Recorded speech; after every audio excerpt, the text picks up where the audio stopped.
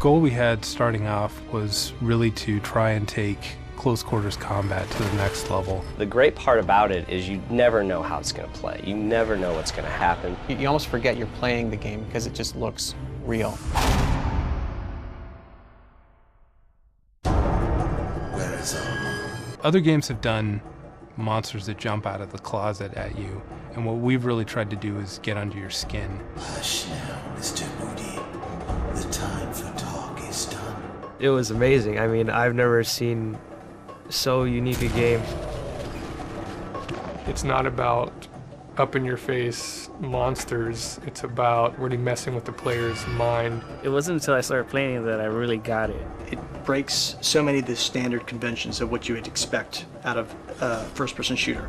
It's going to be probably like A-list game. This is the first-person shooter title that I've always hoped that my other titles would be.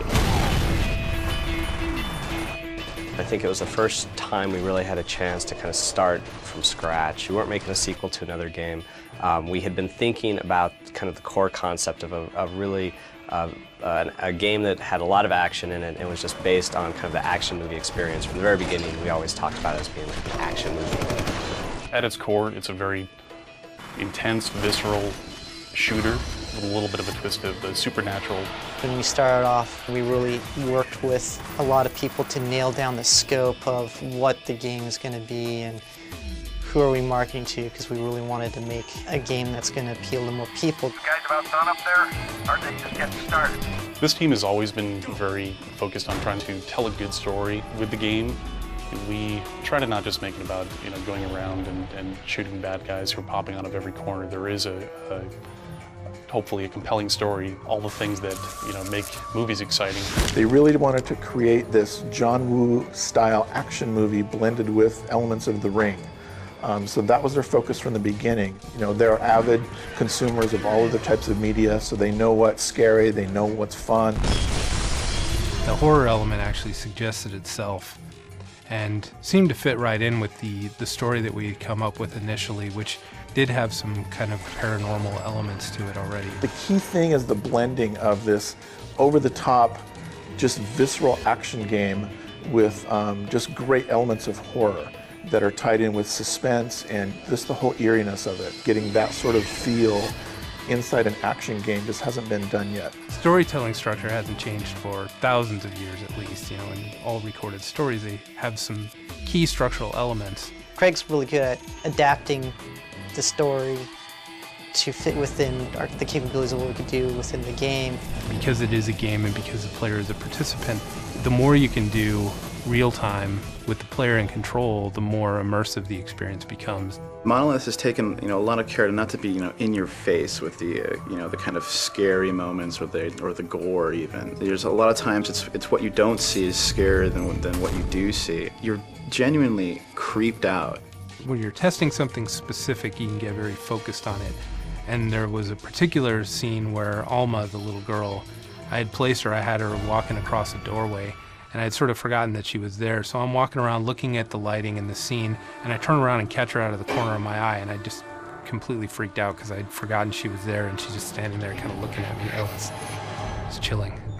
In our bathrooms, they have the round ceiling lights, and one of them was burnt out, and the other one was flickering. There's been a number of times where I've walked into the bathroom and turned on the light, and in the mirror, seen a dark shadow behind the door as I closed it.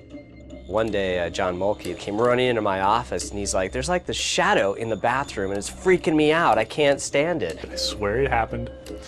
No one believes me. And it was weird because I went in there and I was kind of laughing to myself, going, yeah, whatever. And I walked in there, I'm like, God, this is a freaky room. This is scary. We don't use that bathroom as much anymore. One of the biggest challenges we had was overcoming the technological hurdle. This technology is getting so much more realistic and detailed that the time and the resources it takes to actually finish and complete a world is increased, fivefold, but the resources have maybe only increased, by 30%. So we're having to become much more creative in using tools to allow us to create that kind of content. We've spent a lot of time just trying to make the combat sequences as intense as we possibly can. So to do that, we're utilizing all the strengths of the technology. dynamic lights, hanging lights in a room that move as soon as, you start shooting and stray bullets hit them, objects that'll fly around with the physics. You're playing the game, and at first you look at it and go, wow, is this a screenshot? But it's not. It's you're in the game. You shoot a gun into pretty much anything, a lot of pieces are going to fly out. And it sounds kind of like a simple concept, but it's hard for games to pull that off and make it look realistic. So on the technology side, we knew if we wanted to do that, we were going to have thousands of these particles. We wanted them to move realistically, so it feels like you're in a firefight. It feels like, someone's shooting at you, there's bullets whizzing by, there's chunks of the wall being blown out, there's smoke and, shell casings flying and just, chaos, just utter chaos. I believe that being able to see your body in a first-person game is the future, and I think that we're one of the first that have really pulled it off in a way that's big. So now you look down and you see your feet, you see your arms, and you feel like you are in the world. We wanted to even make it more interactive with the hand-to-hand combat. So you can do these scissor kicks and slide kicks and roundhouse kicks, and you feel like you're a badass.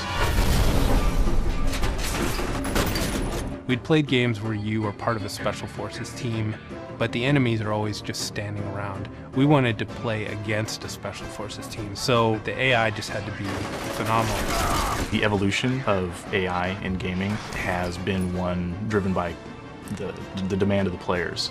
These days, people are looking for a deeper experience. They want a greater challenge and deeper immersion. Pretty much the whole gameplay revolves around the AI. You're interacting with the AI. So how the AI interacts with you is how much you can get immersed in the game. We place a lot of hints in the environment that the AI can use.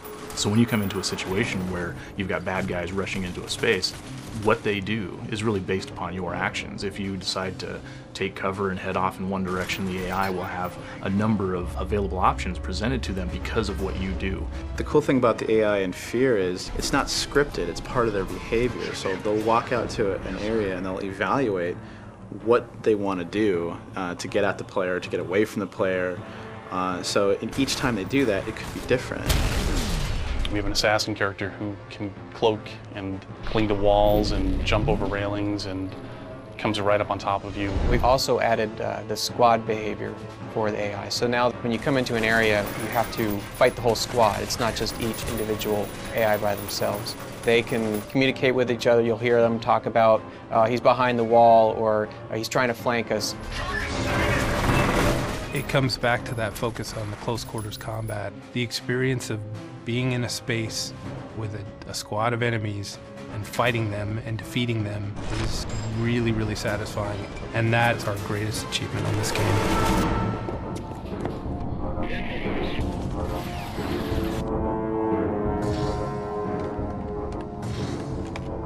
Our audio department has been outstanding on all of our projects. I think every game that we've made, we've always gotten, 90% or above on our audio ratings. It's a testament to the detail that these guys put into our projects. Audio, from a sound effects standpoint, is all about really bringing in the player into that world. And then there's, of course, music. Music's one of the most important elements of a game like F.E.A.R.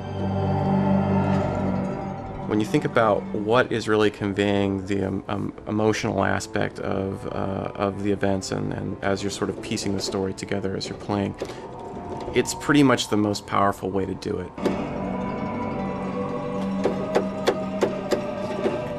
You actually have something there that really gives you a sense of what that feels like, and you can't describe it. You can really only describe it with music.